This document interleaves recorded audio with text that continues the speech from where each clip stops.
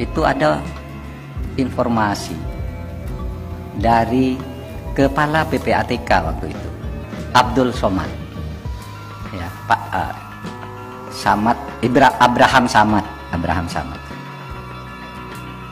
yang mengatakan begini: kalau saja di dunia pertambangan ini kita bisa menghapus celah-celah korupsi, maka setiap kepala orang Indonesia itu setiap bulan akan mendapat uang 20 juta rupiah tanpa kerja apapun.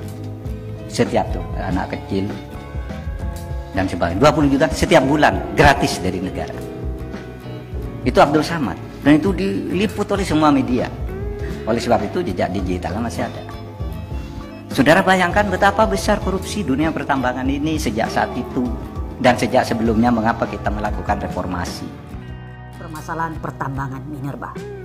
Dari hasil koordinasi, supervisi, dan monitoring di lapangan, kita temukan berbagai macam permasalahan di sektor pertambangan minerba. Sehingga pada saat itu kita melihat bahwa permasalahan-permasalahan yang timbul dari pertambangan minerba mengakibatkan potensi pendapatan negara yang harusnya bisa didapat secara maksimal itu menjadi hilang, atau boleh dikatakan terjadi total loss.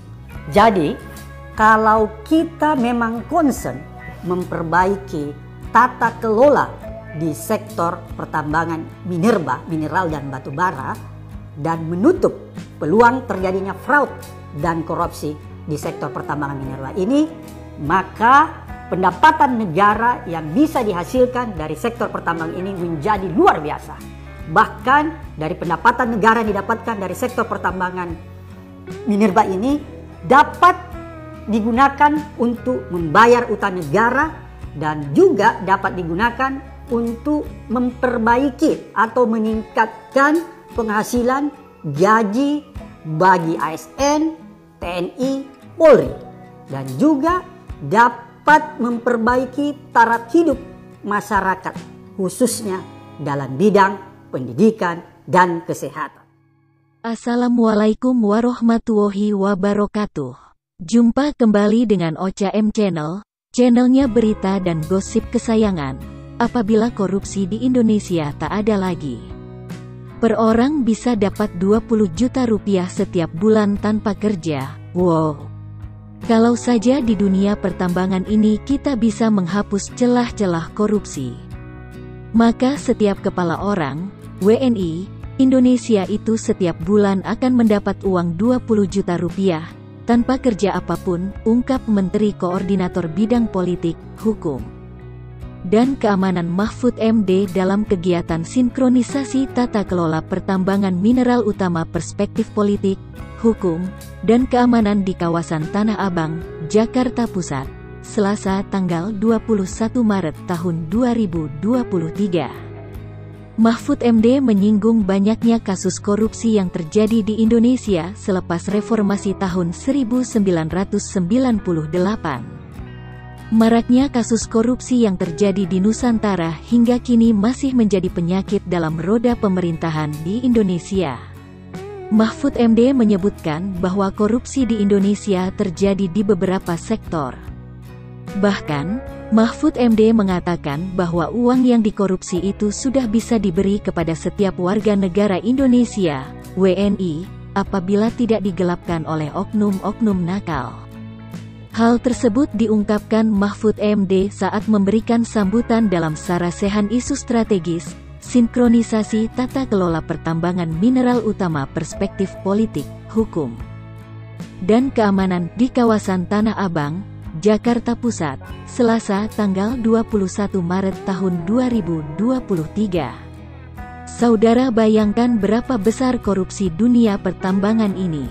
Nah itu pertambangan, belum kehutanan, belum perikanan, belum pertanian, apalagi gilanya korupsi di negara Indonesia kita ini, ujar Mahfud MD, misalnya dalam kasus pertambangan. Mahfud MD mendapat informasi itu dari mantan Ketua Komisi Pemberantasan Korupsi, KPK, Abraham Samad. Abraham Samad mengatakan kalau saja di dunia pertambangan ini kita bisa menghapus celah-celah korupsi, maka setiap kepala orang, WNI, Indonesia itu setiap bulan akan mendapat uang 20 juta rupiah. Tanpa kerja apapun, termasuk anak kecil, tutur Mahfud. Pernah suatu kali, Mahfud juga mendapatkan cerita dari Menteri Energi dan Sumber Daya Mineral, ESDM, Arifin Tasrif, bahwa ratusan kapal batu bara yang akan melakukan ekspor dicegah oleh mafia. Kendati Mahfud MD tidak menyebut siapa mafia tersebut, mantan Menteri Pertahanan era Presiden Gus Dur ini menyebutkan, dari informasi yang ia peroleh, saat itu ada 126 kapal yang ditahan dan dimintai uang untuk berangkat ke Hong Kong. Sekarang saudara noleh kemana saja ada korupsi kok. Noleh ke hutan, ada korupsi di hutan, noleh ke udara, ke pesawat udara, ada korupsi di Garuda, Indonesia, asuransi ada, koperasi korupsi, semuanya korupsi. Nah, ini sebenarnya mengapa dulu kita melakukan reformasi, kata Mahfud MD. Mahfud MD pun meminta agar seluruh pemangku kepentingan bersinergi dan berkolaborasi menghilangkan ego sektoral demi menyelesaikan problematika pertambangan. Khususnya pertambangan mineral utama yang lebih kompleks, kata Mahfud MD. Berikut penjelasan Abraham Samad soal rakyat bisa digaji 20 juta rupiah per bulan yang dikutip Mahfud Med. Menko Polhukam Mahfud Med hari ini mengutip pernyataan mantan Ketua KPK Abraham Samad soal tiap warga Indonesia bisa memperoleh 20 juta rupiah tiap bulan jika celah korupsi di bidang pertambangan bisa diatasi. Abraham menilai pernyataannya itu merujuk analisis yang pernah dilakukan KPK 10 tahun lalu. Analisisnya tuh begini, itu kan bukan semata-mata korupsinya, tapi ada total loss.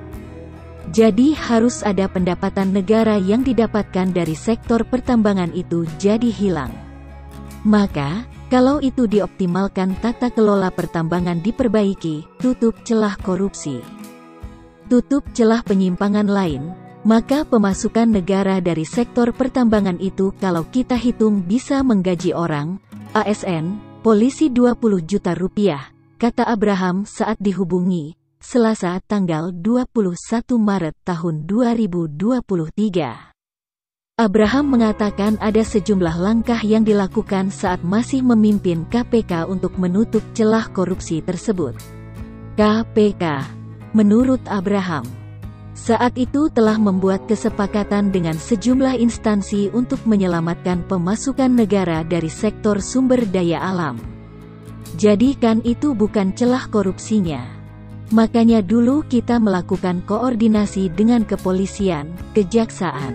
Pada saat itu kita melakukan supervisi perbaikan di sektor sumber daya alam. Kita melakukan perbaikan sistem tata kelola di pendapatan sumber daya alam, pertambangan, khususnya pada saat itu, ujar Abraham.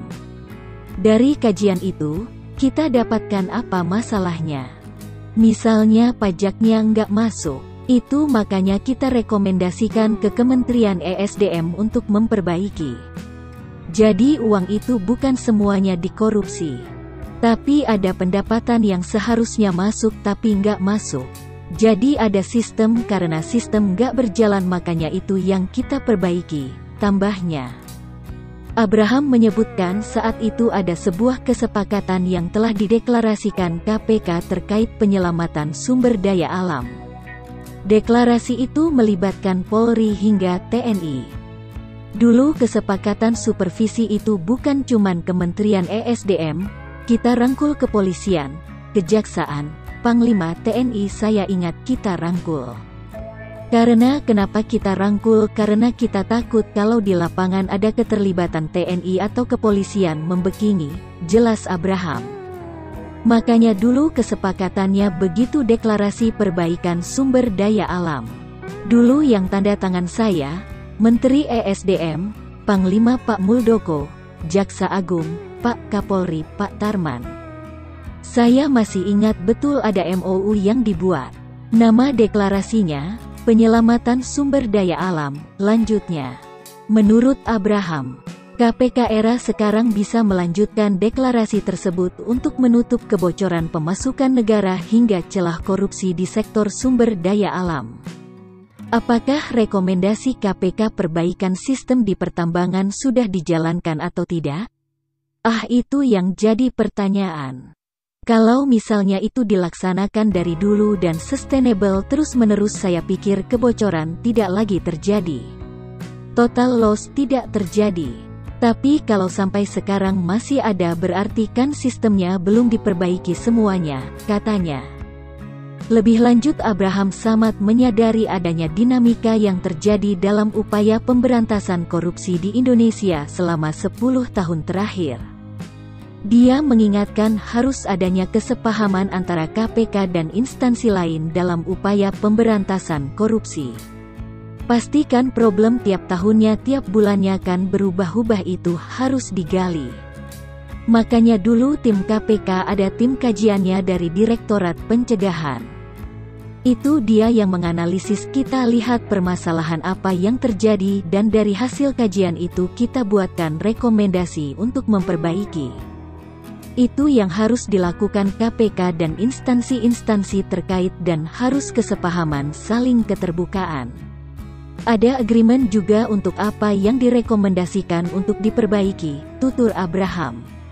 Sebelumnya, Menteri Koordinator Bidang Politik, Hukum, dan Keamanan, Menko Polhukam, Mahfud MD mengenang ucapan mantan Ketua KPK Abraham Samad tentang celah lebar korupsi di bidang pertambangan. Samad kala itu menyebutkan, bila celah korupsi itu bisa ditutup, kekayaan negara akan melimpah sampai mengalir ke warga negaranya. Ada informasi dari PPATK waktu itu, Abraham Samad mengatakan, kalau saja di dunia pertambangan ini kita bisa menghapus celah-celah korupsi, setiap kepala orang Indonesia itu setiap bulan akan mendapatkan uang 20 juta rupiah tanpa kerja apapun. Termasuk anak kecil, ucap Mahfud, Selasa tanggal 21 Maret tahun 2023. 20 juta rupiah setiap bulan gratis dari negara, imbuh Mahfud. Hal itu disampaikan Mahfud dalam sambutannya di Sarasehan tentang isu strategis dengan tema sinkronisasi tata kelola pertambangan mineral utama perspektif politik, hukum dan keamanan di Hotel Grand Sahid, Tanah Abang, Jakarta Pusat. Mahfud menyampaikan hal tersebut sebagai gambaran seberapa gilanya dampak korupsi. Itu Abraham Samad yang menyampaikan. Oleh sebab itu, jejak digitalnya masih ada. Saudara bayangkan, berapa besar korupsi dunia pertambangan ini sejak saat itu dan sejak sebelumnya, mengapa kita melakukan reformasi, kata Mahfud. Gambaran itu disebut Mahfud terkait celah korupsi di pertambangan. Mahfud mengajak publik membayangkan bila celah korupsi di bidang lain turut ditutup. Demikian, semoga bermanfaat. Wassalamualaikum warahmatullahi wabarakatuh.